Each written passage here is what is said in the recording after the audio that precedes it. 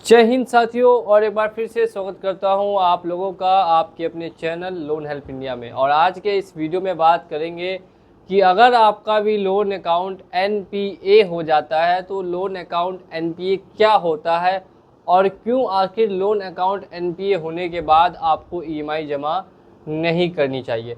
तो इस बारे में हम लोग डिस्कस करेंगे फुल डिटेल में। काफ़ी लोगों को कन्फ्यूज़न है, ये नहीं पता है, ये जानकारी नहीं है एनपीए के रिगार्डिंग कि आखिर ये नॉन परफॉर्मिंग एसेट नामक चीज़ क्या होती है। क्यों बैंक वाले बोलते हैं बार बार आपका अकाउंट एनपीए हो जाएगा, प्लीज़ अकाउंट को एनपीए ना होने दे और आप अपनी ईएमआई को कंटिन्यू करें।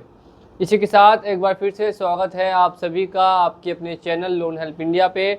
और अगर आप लोग चैनल पर नए आए हैं और चैनल को अभी तक सब्सक्राइब नहीं किया तो चैनल को सब्सक्राइब करके बेल आइकन को प्रेस कर दीजिए।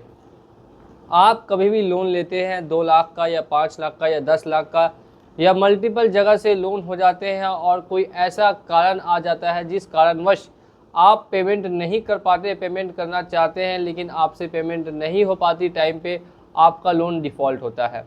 लोन डिफ़ॉल्ट होने के एक ईएमआई और 2 ईएमआई बाउंस हो गई। जब तीसरी ईएमआई बाउंस होने वाली होती है तो लोन कंपनियां या बैंक्स आपको काफ़ी रिक्वेस्ट करती है कि सर आपका अकाउंट एनपीए हो जाएगा, नहीं तो आप पैसा भर दीजिए, आपका अकाउंट एनपीए होगा नहीं तो आप पैसा दे दीजिए, एक ईएमआई जमा कर दीजिए। देखिए, एक बार अकाउंट एनपीए हो गया, 3 ईएमआई बाउंस होने पर अकाउंट एनपीए होता है। और कई बार कंपनियां क्या करती है कि 3 ईएमआई बाउंस ना हो, इस चक्कर में आपका पैसा खुद वो भर देते हैं, आपके भरने से पहले ही एक ईएमआई जमा कर देते हैं। कहीं कहीं ऐसा भी देखने के लिए मिलता है ताकि आपके अकाउंट को एनपीए ना होने दिया जाए। अब अगर आपका अकाउंट एक बार एनपीए में चला गया और आप ईएमआई भरते हैं तो फिर ये बिल्कुल ही गलत तरीका है। सही तरीका क्या है वो मैं आपको आज के इस वीडियो में डिटेल में बताऊंगा। देखिए, अकाउंट नॉन परफॉर्मिंग एसेट यानी कि आपके पैसे से अब बैंक को कोई भी फ़ायदा नहीं पहुंच रहा। मेरी बात फिर से समझिए, 3 महीने तक जब आप पैसा नहीं देंगे तो आपके पैसे से बैंक को कोई भी फ़ायदा नहीं पहुंच रहा, इसी वजह से आपके अकाउंट को एनपीए में डाला जाता है। अब अगर एनपीए में गया अकाउंट तो वो आपका फिर टोटल अमाउंट जो आउटस्टैंडिंग होगा वो आपसे बोलेंगे कि पूरा पैसा आप पेमेंट कीजिए। उसके बाद ईएमआई कंटिन्यू नहीं बोलेंगे करने के लिए, जो पूरा आउटस्टैंडिंग है वो। और अगर इन केस आपको ईएमआई कंटिन्यू करनी भी हुई तो सबसे पहले आपको अपने अकाउंट को एनपीए से वापस पीए करना होगा, यानी परफॉर्मिंग एसेट करना होगा। अब इसका सही तरीका क्या है? एनपीए होने के बाद पैसा अगर आप भरे तो वो पैसा आपका फालतू में चला गया। आपको सही तरीका ये है कि आप मैनेजर से, कंपनी के किसी मैनेजर से डिस्कशन करके या कस्टमर से डिस्कशन करके, कस्टमर एग्जीक्यूटिव से उनको ये रिक्वेस्ट करेंगे कि जो उन्होंने आपके अकाउंट को एनपीए किया है उस अकाउंट को वापस से पीए कर दें। उस अकाउंट को अगर वापस से पीए करता है तभी आप ईएमआई डालेंगे, ऐसे आपको ईएमआई नहीं डालना, नहीं तो वो पैसा आपका पूरी तरीके से वेस्ट हो जाएगा। और अगर इन केस में आप एनपीए के बाद पेमेंट करके लोन क्लोज करना चाहते हैं तो फुल पेमेंट करके भी क्लोज कर सकते हैं, और कुछ दिन और रुकने पर आपको बैंक सेटलमेंट भी ऑफ़र करती है या आप सेटलमेंट ऑफ़र भी ले सकते हैं।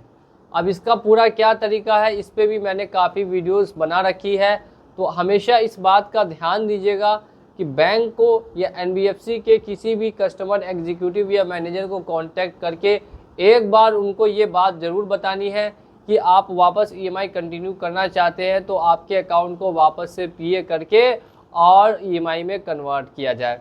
अगर आप ऐसा बोलेंगे तभी जाके आपका अकाउंट वापस से पीए होगा, परफॉर्मिंग एसेट होगा, और तब जाके आप लोन की ईएमआई को कंटिन्यू कर सकते हैं। अदरवाइज़, अन्यथा अगर आप ऐसे पैसा पेमेंट करेंगे तो उस पैसे की कोई भी वैल्यू फिर नहीं होगी, वो पैसा आपका पानी में डूब जाएगा।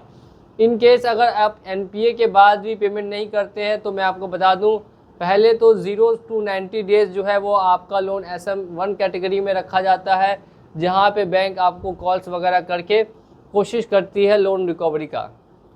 SM2 जो है वो आता है 90 से 180 दिनों के बीच। इनके बीच में इनका टारगेट ये होता है कि किसी भी तरीके से पैसा आपसे वसूली की ही जाए, चाहे जो हो जाए, आपका पैसा उनको वसूलना है। तो मेनली जो आपको हैंडलिंग करना पड़ेगा वो 90 से 180 दिनों के बीच में ही करना पड़ेगा, क्योंकि ये बैंक NBFC का एक ऐसा समय होता है जब वो पूरा अपना पावर लगाती है लोन रिकवर करने के लिए। और फिर जब SM3 कैटेगरी में आपका लोन चला गया तो उसके बाद फिर वो लोग शांत हो जाते हैं, उनको समझ में ये आने लगता है कि अब तो पैसा लग रहा है कि डूबने वाला है। यानी कि 6 महीने जब कंप्लीट हो जाएंगे तो बैंक या NBFC को ये लगेगा कि अब उनका पैसा पानी में डूब रहा है, तो उसमें से पूरा पानी में से थोड़ा बहुत पैसा जो निकल सकता है कम से कम उसको निकाला जाए। यानी कि लाख रुपए का अमाउंट है तो चलो 80,000 70,000 कोशिश करते हैं, नहीं हुआ तो 50,000 करते हैं, नहीं हुआ तो 40,000, नहीं हुआ तो 20,000, लेकिन कुछ ना कुछ तो पैसा वापस निकालते हैं और निकाल के इसका अकाउंट हमेशा हमेशा के लिए क्लोज करवाते हैं, यानी कि लोन का सेटलमेंट करवाते हैं। लंबे समय तक अकाउंट को NPA में नहीं रखा जा सकता। क्यों नहीं रखा जा सकता? क्योंकि अगर आपका अकाउंट लंबे समय तक NPA में रहेगा तो इससे कंपनी को काफ़ी बड़ा लॉस होगा। अच्छी बैंक, अच्छी NBFC में ही बड़े बड़े इन्वेस्टर्स जो होते हैं वो अपना पैसा इन्वेस्ट करते हैं, या किसी ऐसी बैंक में ही लोग अपना अकाउंट खुलवाते हैं जिसमें NPA का रेशियो काफ़ी कम होता है। अगर किसी बैंक का NPA का रेशियो 10 हो गया, इसका मतलब 100 में से 10 लोग उसका पैसा वापस नहीं कर रहे हैं, तो वहाँ कोई भी इन्वेस्टर अपना अकाउंट नहीं खुलवाएगा और ना ही कोई भी अपना नॉर्मल कस्टमर जाकर वहाँ बैंक में अकाउंट खुलाना चाहेगा।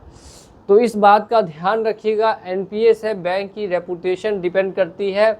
इसी वजह से जो 90 to 180 डेज़ के पीरियड है इसमें काफ़ी प्रेशर होता है बैंक पे, NPA रेशियो मेंटेन करना होता है, इसीलिए वो आपको ज़्यादा प्रेशर करते हैं।